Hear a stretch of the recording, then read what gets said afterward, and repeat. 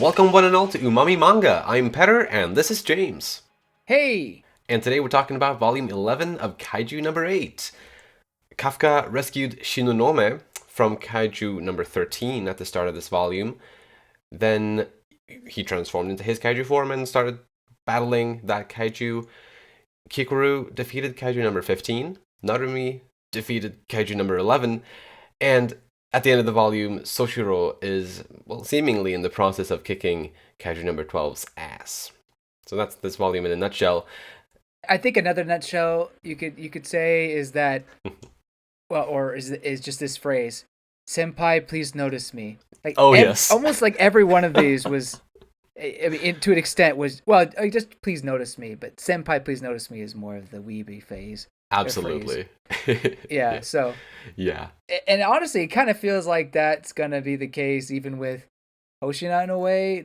Yeah, it could be. Not for certain, but it depends on what happens with his brother backstory thing. But True, right. There's potential for that. But yeah, definitely, like, but Senpai Notice Me is definitely a running theme through this volume. That is a good point. Yeah.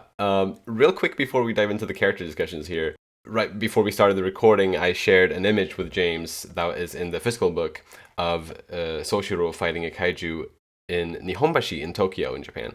And I thought that was, well, to me, that was really cool because I've only been to Tokyo. Like, I've been to Japan 3 times, but I've only ever been to Tokyo. So in a way, my knowledge of Japanese geography is kind of limited. But I guess thanks to having been to Tokyo 3 times, I know Tokyo comparatively well. And I recognize that location, and it's really well drawn replica of the real place, and I guess that helped me recognize it. And like I've been literally right where they're standing in that image, and I don't know. To me, that was just really cool. yeah, that is really cool. Absolutely. I believe Nihonbashi is like an old like it was like an old trading center in Tokyo way back in the day, where people would meet up and do trade.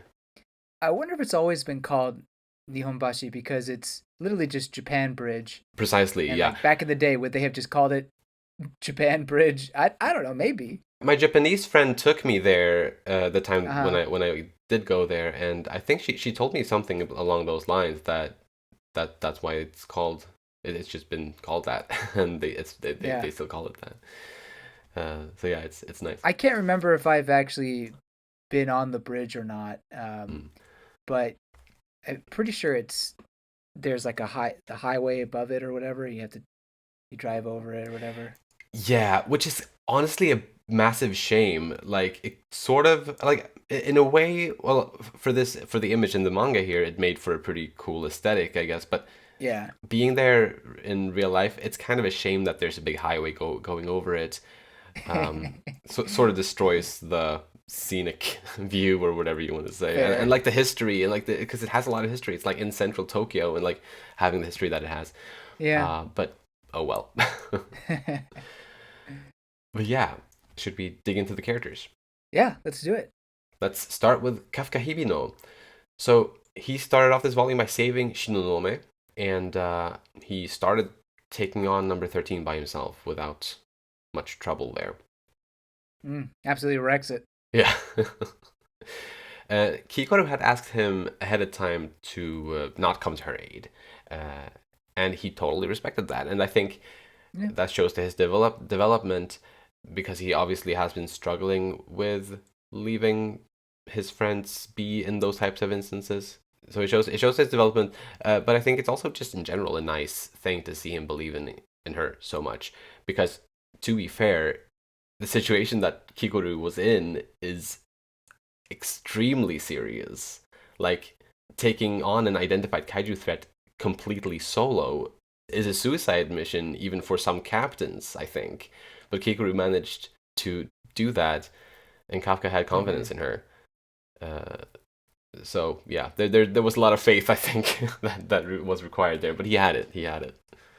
Yeah, I mean, trusting in your comrades is a pretty common theme, I guess, among some manga, but I think that's another one of those comparisons you can make to Attack on Titan. Except this time, it was the right thing. Well, I can't even say it was the wrong thing, but this time it ended pretty well, at least it seems, compared to maybe what happened in Attack on Titan. Right. If you know, you know. Hmm. But good for Kafka to trust her, and definitely paid off in the end. Oh, yes. And it looks like he took a page out of Saitama's book when he seemingly defeated that kaiju with a single punch. One punch! I think he did. I think it's done. I think really so don't. too. Yeah. I mean, I guess that is maybe could be a naive of me, but I don't know. I think if everyone else can defeat their kaiju, Mm. supposedly, then I'm sure that Kafka was able to do that quickly.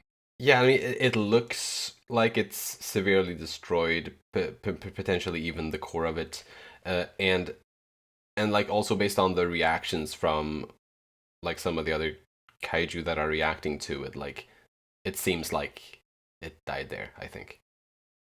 Yeah. It had massive thighs, though. Oh yes. Good night. Yeah, thighs made for running. Yeah.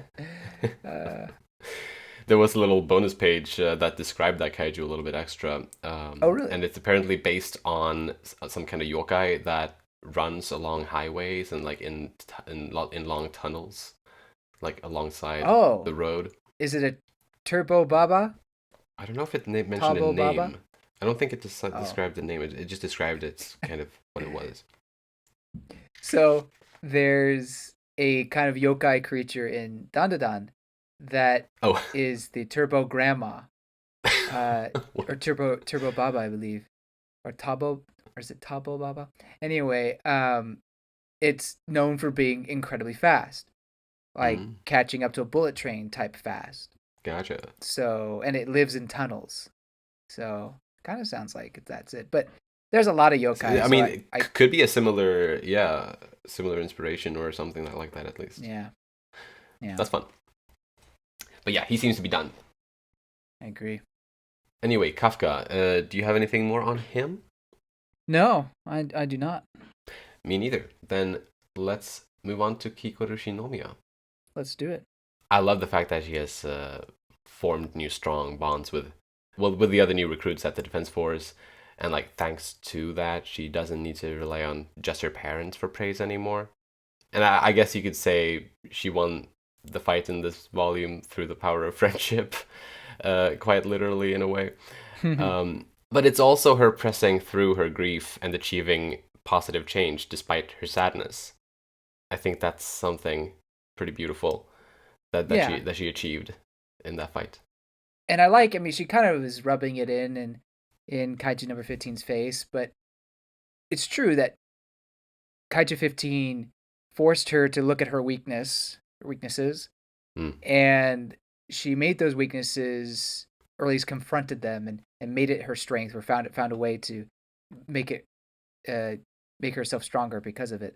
So I thought that was pretty cheeky, but also in a good way. But also just a really inspiring phrase. Absolutely. And it was nice to see, well, that whole thing resolved in this volume, since it obviously started in the previous one. Yeah. And it ended well. Well, for her. For Kikoru. Yes. Right. For her it ended well. Because it seemed really dire in the previous volume, at least to me it did. And for her to actually pull it off by herself without anybody else stepping in, I'm really, really happy about that. This is what we wanted. I think we talked about this. This is, yes. At the end of the day, what we really wanted. For sure. But yeah, the death of Kaiju number 15, I guess we can bring that up briefly here, or as however much we want. It was strangely sad in a way, I thought, to see. Yeah. To see her. I got emotional for a second there. It was like, oh my gosh. Yeah. Talk about a 180 in my feels for a kaiju here. Very strange. It was strange how I think that kaiju felt far more human than probably any other kaiju we've seen before. Yeah. Not counting Kafka, I guess, if he counts. Yeah.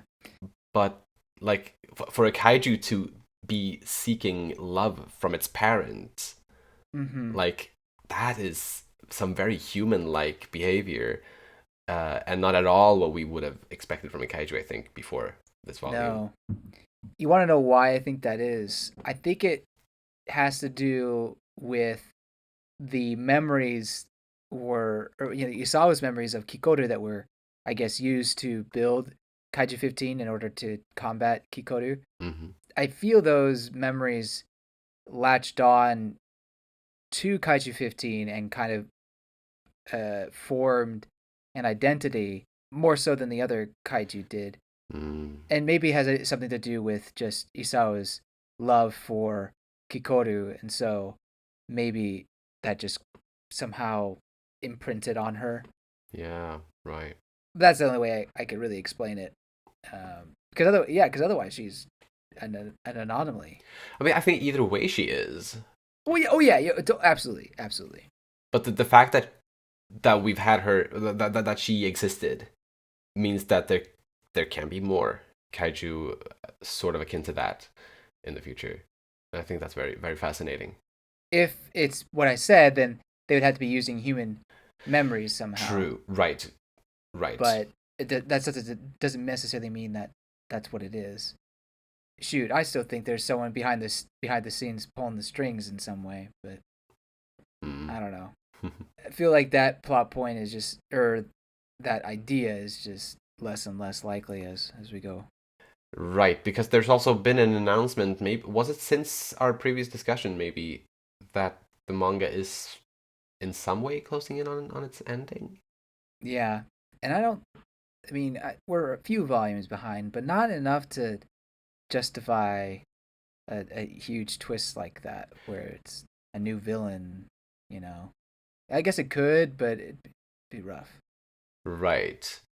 But the announcement about the manga ending wasn't super clear, was it? About, like, how much exactly is left? You're right. We're reaching the climax is what it said. Right, that's right. So that could mean a few different things, I guess. But, well. Yeah. An ending is in sight in some way, at the very least. Yeah. Yeah. So that's exciting. Going back to Kaiju number 15, but this does kind of apply to 9 as well. Uh-huh. She says, or it says, whatever, says the plan was to join forces and then eliminate Kaiju number 8. But is that the real plan? Like, was that always in Kaiju number 9's mind? I guess this is just more theorizing. Did he really expect that they'd all be able to take out their opponents and then go and rush Kaiju number 8 and succeed? Maybe. I think I think that's a pretty good possibility that he expected that. Mm-hmm. Because I think he came very well prepared for this fight.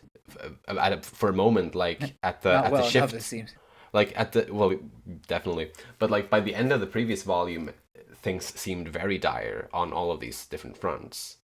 Yeah, I guess the point I'll bring up is maybe whether he expected them to win or lose, maybe his true goal was just to get Kaiju number 8 by himself, and then attack at the moment. That's why I feel that Kaiju number, what was it? 13 was destroyed here, because I'm guessing 9 is gonna. I feel like 9's gonna pop up pretty soon. I'm kind of jumping the gun in predictions. I'm so sorry. But I guess my point is that I feel that the real plan is that he's going to take on Kaiju number 8 by himself. And look, if the other Kaiju are able to come in and attack, sure, that helps, I guess. But yeah. I think originally he just expected just to get 8 mano-y-mano. Sure. I mean, he definitely wants Kafka. Or he wants what Kafka has. Yeah. Definitely. That's all I have on that Kaiju. Yeah, anything else on Kikoru? No. Then let's talk next about Gen Narumi. He seemed to struggle against Kaiju number 11 at first, but then the little crosses in his eyes tilted 45 degrees and changed color, and that meant it was wowing time. I thought it was interesting how the Kaiju, like, when that shift kind of happened in Narumi, the kaiju that he was facing, kind of in its head, it was like the eyes all over his body changed color. It said, or it thought. And a little bit later in that encounter, we got or like for the readers, we got an image of what kaiju number one looked like, and it has all those eyes on its body. Does this imply that kaiju, like, if a human is wearing a kaiju weapon suit, that other kaiju see those humans as the kaiju that they're wearing the weapon of? I don't know. I really don't know. Because it was an interesting thing that kaiju thought in that moment. It said the eyes all over his body changed color. Almost as if though it saw literally kaiju number 9, or sorry, kaiju number 1 in front of it. Peculiar, I thought. Yeah, I'm not entirely sure. Maybe they do. I don't know. Although I feel like that would be really hard to follow. You know, you're looking, if the kaiju see like this other giant kaiju that they're fighting. True. Yeah. But in reality, they have to hit at this smaller hitbox. That I don't know. I mean, maybe they're fighting at this huge disadvantage. I mean, in that case, like, why is humanity struggling? Like, come on. True. Yeah. I guess it could be the case though, in some form. It doesn't really make sense. No. But still, I wonder. Like, I don't know. Maybe I'm hung up on that line for no good reason, but I don't know. But it is strange. Yeah, right? No, I agree. Because does Narumi himself say that his eyes, or all of his eyes or something? Oh, no, he says, I can perceive, etc., etc., and every detail of a location by way of the eyes throughout my body. Oh, yeah, you're right. Interesting. That kind of confused me though when I read it, because I wasn't sure what he meant, because he only has the 2 eyes, unless I missed something in his suit. Maybe his suit has a bunch of eyes everywhere that I'm just not. Oh, wait a minute. If you look at the suit, there's these little holes around them, and I think those are a bunch of eyes from the kaiju. So he has it similarly as the kaiju itself, with a bunch of eyes. Oh yeah. Yeah. Oh yeah. Oh my god. Well, there's a detail we just learned. Yeah, well, that's nice. Yeah. Okay. Well, fascinating. That's fascinating.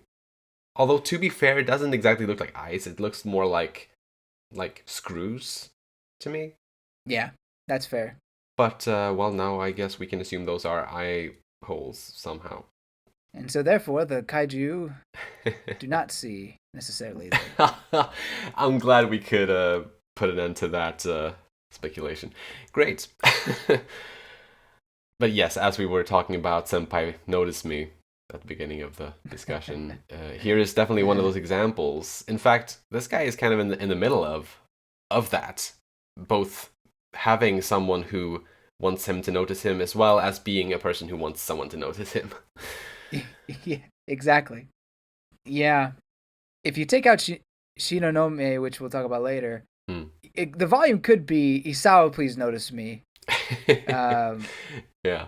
But it's not quite that. But yeah, because Kaiju 15 also is along that. Daddy, please notice me, please love me. Absolutely. And then with Narumi, it's definitely he looked up to Isao. Like, Isao was really the one person that was keeping him there in a way. Otherwise, he was failing in every other aspect. But because Isao was able to push him and inspire him to be the best, he became the officer he is now. And so it's pretty cool. Pretty cool to see that influence. Even if he didn't realize, Narumi himself didn't realize the influence that he was having on Isao himself. Right. And I also like how the fact that, like, it was Isao who pushed him as far as he did, and it's thanks to that Narumi developed this trump card. Yeah. This ability that Kaiju number 1's eyes never had on Kaiju number 1 itself. Yeah. But yeah, that ability to, like, actually virtually see the future as opposed to the pseudo foresight that Kaiju number 1 had. It's pretty sick. Yeah, so like Isao is really so crucial to all of this. while Kaiju number 9 thinks that he has an advantage thanks to having Isao's memories, Isao is still helping the good guys in a way through all this. So yeah, I think it's beautiful. Yeah, it kind of shows that while Kaiju 9 has Isao and his memories and things like that, it still doesn't trump over the memories that everyone else has of Isao, like the true memories, not these copied and manufactured memories that he's giving these other kaiju that he's created. Yeah. So I think that's kind of speaks to the power of humanity. Hell yeah. I love it. Go humans. Yay. One thing that I thought was pretty metal was it was pushed his limits to where, his brain would, they didn't say this, but they might as well have said it. His brain would have exploded. Yeah. I mean, he was bleeding out of his eyes. Like, it was crazy. It was pretty intense. Yeah. But yeah, it was a pretty good fight. And when we got into the fight, I kind of cynically thought, oh great, we're gonna get this prolonged fight, and then have to wait until the next volume for it to be finished. But no, it finished in one volume. Yeah. Fantastic. That was fantastic. Jujutsu Kaisen, please take notes. Oh, you're already done, so what does it matter? Yeah. My goodness. But yes. I'm just shooting strays all over the place today. And go for it. Go for it. I'll back you up. Anyway, it was pretty pleasant to see this short fight, but to have it go from despair to triumph in a few chapters, but chapters that were pretty satisfying, I think. For sure, it was a very satisfying read. It was really like a triumphant volume overall, I think. Yeah. Really turned the tides in a very positive and fun way. Mm-hmm. But I guess that's all on Gen Narumi. Yep.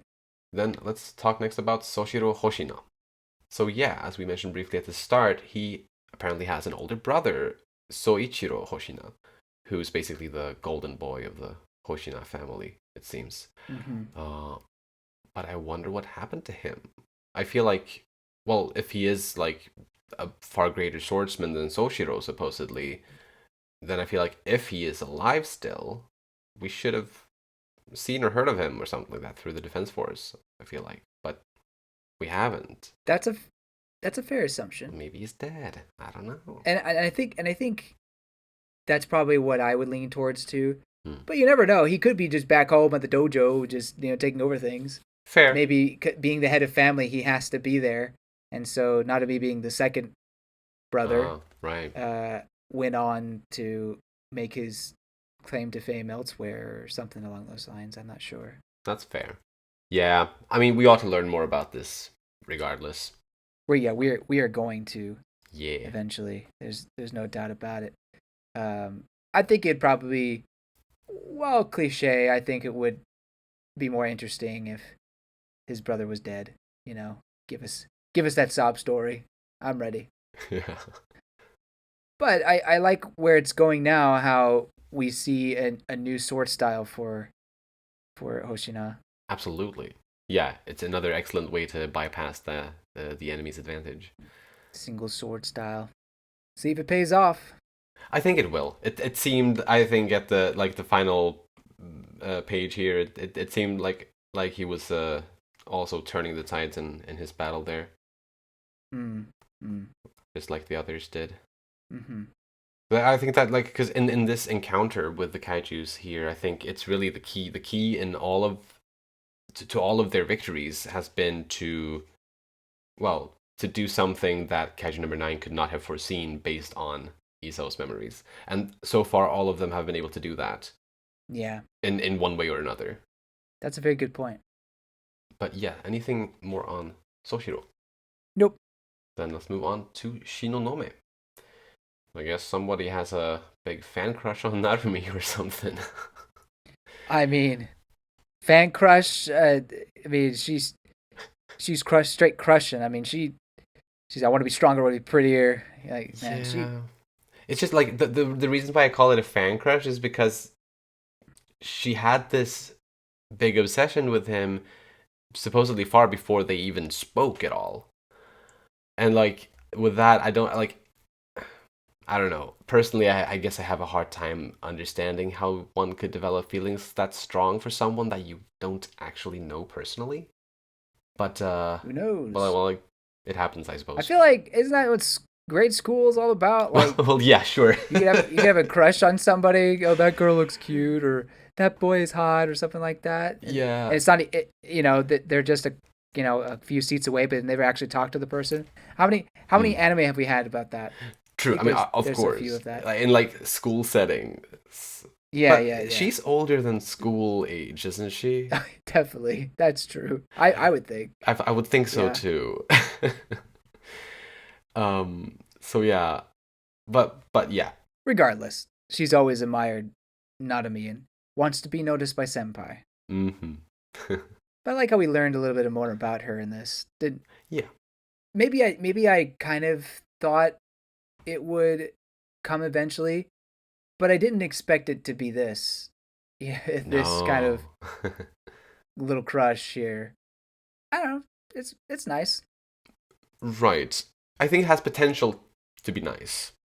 Uh huh. So far, I'm not sold on it. I would really like to see more. Oh, interesting. Because I think if this is all it will ever be in the series, then I think it's. I don't know. I feel like that might be kind of lame.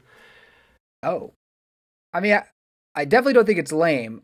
I don't think it's as emotionally investing as the other ones, but it certainly is frustrating for her that she's trying so hard and yet everyone is so far away and the kaiju is so difficult to fight. It kind of puts the layman into terms, or kind of puts into perspective in that Mm-hmm. um, not everybody is able to reach the highs of high. For sure. No, You know. that part I appreciated, and yeah, but it's just like her crush parts or whatever it is, her feelings, which she seems to have for Narumi. I think that I think it would be a shame to just leave it at what it is right now. Mm-hmm. So I'm hoping that it will lead to something. It doesn't have to mean that Mm. they'll go sailing together or whatever. Like I, Mm-hmm. but something. Mm. I guess. Okay. Since it was introduced, Yeah. I want something more. Just something. Yeah. I can agree with that. I think it'd be nice to see Shinonome take another role, another step in some way. Yeah. Who knows? Maybe she could somehow take one of the other kaiju. Although I don't. I feel like that's not the case. But you never know. Yeah. In this current encounter, I feel like she's kind of done. Yeah. Oh, I sorry. I was not specific whatsoever. Take one of the Dai Kaiju that they have, like the weapons. Oh, Maybe she's compatible with one of them. I like that. Get another candidate here, especially since now we have this little motivation for her. Precisely, and because that was something that I was thinking about. Actually, that after this, they will have a bunch of new kaiju suits that they can make. Yeah, even that. Yeah, you're right. Like. So there's Maybe she gets super thighs. Hey, I oh think my some people like gosh. that. Maybe Narumi's into that. Oh wow. I'll be here all week. Well, every other week. Wow. Yeah. So That's good, anyway, dude. that'd be The a great way internet to. would explode if that would happen. Especially when the anime gets there in the story. Yeah, My yeah. goodness. Oh, does that mean it hasn't happened yet? Dang it. Oh. Meeting the manga. I haven't heard anybody exploding yet. Yeah, although And to be fair, I'm not at all invested in the manga fandom of Kaiju number 8. neither am I actually. So who Yeah, I don't. knows? Yeah, who knows? Anyway, that's all I have on Shinonome. I'm glad she's not dead at the very least. Like that. Yeah, Thank same. goodness. Absolutely. Great. Then Next, let's talk a little bit about Keiji Itami. That's the bald gentleman at the Defense Force. There was I thought a nice little flashback scene to him and Isao, where Isao was training, and Keiji was able to deduce that Isao was training because he didn't want Narumi to surpass him. But he also has been appearing for a couple volumes now, kind of among the people that are kind of in the command center or whatever during the battles and whatnot. And in this volume, we got a little bio page for him, and I thought the author's comment on him was nice, so I'm going to read it for you. Please. Quintessentially dislikes being in a position of power over others, but after being begged by Isao, he ended up as Deputy Director General. Later, he became Director General, taking up the mantle after Isao. To Isao, who was active and impulsive, he was a reliable presence who stayed by Isao's side, calmly and quietly compensating for areas in which Isao lacked. So I thought it was interesting to get that information on this character who we otherwise don't really know much about, like personality-wise and whatnot. Yeah. You know, he is the current general director after all, so it's nice to get to know a little bit more about him. I like that. Yeah, he seems like a solid bloke. Yeah. Next, I guess we could talk briefly about Kaiju number 9. Go for it. We got to see a panel of him tending to these, well, it looked kind of like ballsack cocoons, which supposedly will birth new kaiju. I just thought it was interesting to see that actually sort of the method in which he creates new kaiju, supposedly. Yeah. So, do you have any other characters you want to discuss? I do not. Alrighty, then let's talk about some of our predictions. Or let's talk about all of our predictions, actually. Leave nothing unspoken. And I'll start with a simple one. I am quite sure that we'll see Mina take on and defeat Kaiju number 14 in the next volume. Do you think... I'm not sure how far away they are, but do you think Kafka could help at all? Or do you think she's going to do it herself? I think she's going to do it herself because I believe Kafka is going to have his hands full with Kaiju number 9. Yeah. Yeah. I mean, you know, he could end up going over there, helping out a little bit or something, and then Kafka, and then number 9 appears. But I think it's more likely that Mina takes it up by herself, and Kafka has 9 to deal with where he's at. Mm-hmm. So, because I do think, as I said earlier, 9's real plan, or his main plan, was just to get 8 by himself, 1-on-1 type of a matchup. Yeah. Or 1 on however many, 5, 6, however many kaiju. Right. As long as it was just kaiju number 8. Precisely, as long as Kafka didn't have backup. Yeah. Yeah. I agree. But I'm very curious to see in what way Mina is going to subverge Kaiju number 9's expectations. Yeah. Based on Isao's memories. Absolutely. Because surely she will in some way do that, just like all the others have. Oh, she's going to have to, probably. Well, knowing Mina's expertise in powerful ranged attacks, it seems to me this kaiju would be built to defend against that, or to counter that. Yeah. And maybe she shows that she can be incredibly gifted in hand-to-hand combat or close combat. That's my guess. Yeah, that seems like a good guess. But I hope we get to see it. I really do. I would like to see just a Mina couple of chapters taking on her own kaiju. I mean, we've seen Mina take on kaiju, but she takes it on so quickly. Right. She just decimates him. Precisely. So yeah, to see her take on a kaiju in a totally different way, in somehow. Yeah. That's going to be great. And getting like her own thoughts, maybe her own narration or something. Yeah.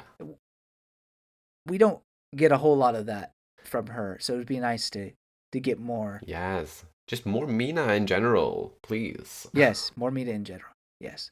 Yeah, whether it be about her, Kafka again, or just Mina herself, I'm fine either way. Yeah. But I will disagree, and I'm ready. I'll be fine. I'll totally be fine eating eating crow. But I will disagree on Kaiju number 12 being done. I do think that Hoshina will defeat him, obviously. But I think that there's something in me that says the fight's not done yet, even though he lost an arm. Right. I don't think it's necessarily like over now immediately, but I Oh, don't think it's going to be too much of a struggle to finish the fight off, is my thinking. yeah. For Soshiro. Yeah. Yeah, because we'll probably get more of the flashbacks to his brother, however, or whatever is up with him, and I feel like Kaiju number 12 will have a surprise in store. Maybe not necessarily a sword like his, but just push it even more to the limit. But then I think Hoshina will with Kaiju number 10, prevail in a pretty satisfactory way. But I don't think it'll take more than a couple of chapters, in my opinion. Right. Yeah, I think personally, I think no more than 2 chapters, possibly only 1. Yeah. I think it's going to be rather quick. Yeah, I'm thinking 2. That's my guess. In that case, I'll say 1. Okay. Challenge accepted. Lovely. That's really all the predictions I have. I just want to reiterate some of my previous theories and say how I'm not feeling great about them. Oh. One theory being that there's a big bad besides Kaiju number 9. Right. I don't know. I mean, if we're reaching the climax here, I really don't know. I would love for there to be something more behind the kaiju than just a kaiju itself, and why it's okay being called Kaiju number 9 and not like the origin or something like that. I don't know. Well, it doesn't quite make sense. And then how then the thing that's in Kafka itself, how does that come into play? Yeah, I don't know. It doesn't. Something's not adding up. It's still a big mystery. But also, there's just not a whole lot of time. So well, we don't know exactly. Like as we said, it's kind of vague as far as how much time there's left, or how much content True. there's left. True. But yeah, I mean, I was you and I always had kind of differing views on the Kaiju number 9 being the big bad or not. Mm-hmm. I don't think it's necessarily the case that he's like the OG kaiju. Mm-hmm. I think it's entirely possible that he came into existence kind of spontaneously, like kaiju have been doing for centuries, just kind of naturally, I guess, somehow. And then he found that he could create more kaiju, and that he could create them in very specific ways that he wanted them to be made. Not that he necessarily started the whole kaiju existence, but that he has an ability to make specific types of kaiju. That's a very good point. So in the anime, there was like an extra scene. I don't know if it was at the very end of the season or in the middle of it, but Kaiju number 9 was using a computer. I think he was communicating with someone. Oh. I don't know who, but let's see. I wonder if I wrote it down. Oh.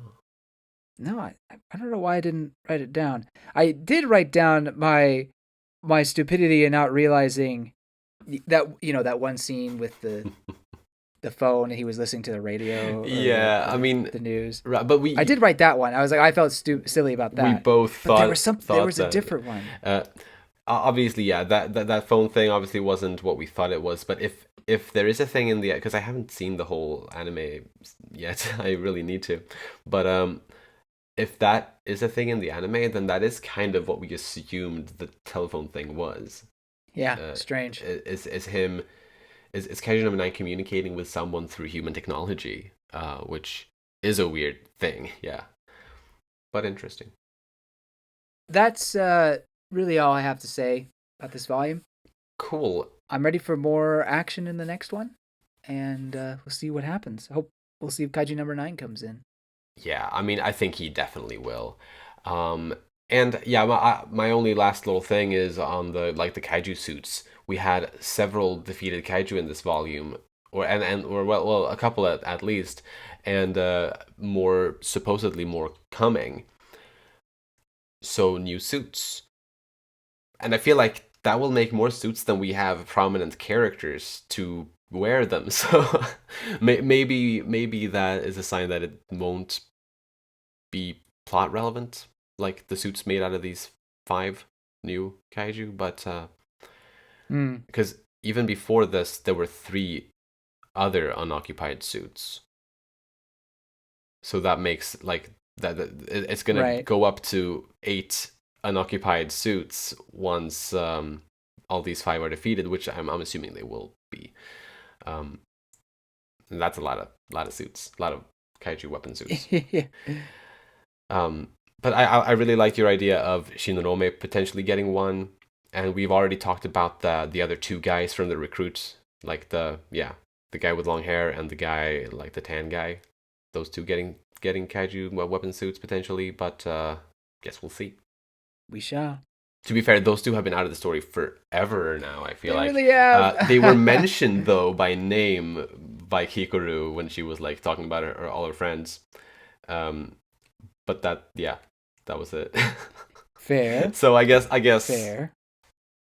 My hope of getting all the suits filled is waning. I will say that those 2, or at least some of those characters, had more going on in the anime, oddly enough. I don't know if that was just a decision by the director or if it was the manga themselves, like, hey, give more to them, more character growth or something. But they were nice additions. Like, they made them much more interesting. Nice. So I don't know. Like, I don't know if it's something's being set up or if they felt bad these characters had nothing to do.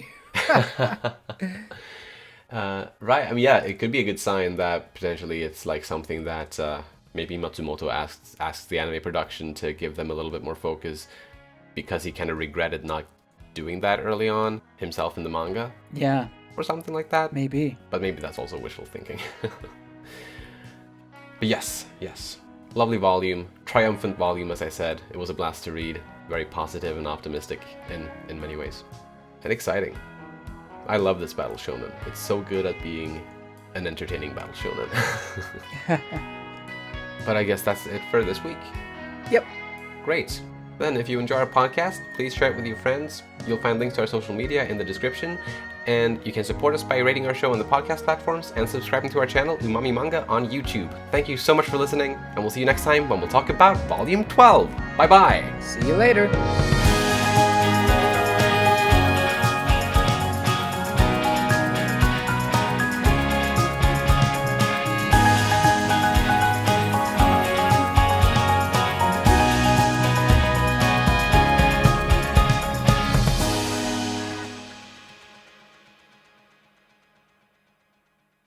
Have you heard of those fish? It's a parasite. Is a leech? Is that it?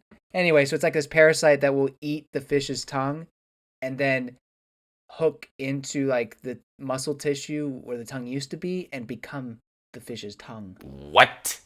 Yep. That's so gross. It's disturbing. I'm surprised it hasn't become a Pokemon yet. Yeah, dude, seriously.